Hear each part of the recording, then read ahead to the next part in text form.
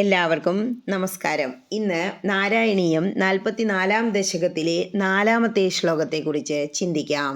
ഹരേ നാരായണ കഥമസ്യ നാമ കുർവേ സഹസ്രനാമ്നോ ഹനന്ദനാമ്നോ വാ ഇതി നൂനം ഗർഗമുനിശ്ചക്രേ തവ നാമ രഹസി വിഭോ.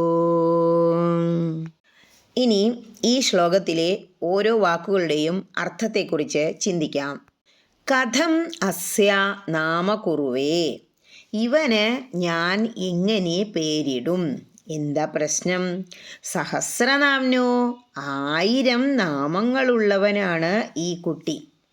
ഹി അനന്തനാംനാ വാ, അനന്തമായ, അതായത് ഇഷ്ടം പോലെ ഉപനാമങ്ങളുള്ള.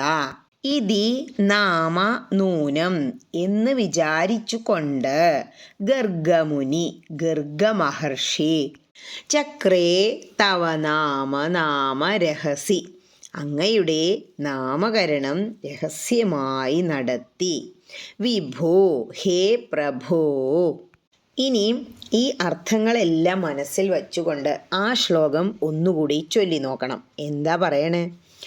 1000കണക്കിനു നാമങ്ങളും ഉപനാമങ്ങളുമുള്ള ഈ ശിശുവിന് ഞാൻ എങ്ങനെയാണ് പ്രത്യേകമൊരു നാമം നിശ്ചയിക്കേണ്ടതെന്ന് വിചാരിച്ചിട്ടായിരിക്കണം ഗർഗമുനി രഹസ്യമായി അങ്ങയുടെ നാമകരണം നടത്തിയത്. ഹരേ കൃഷ്ണ.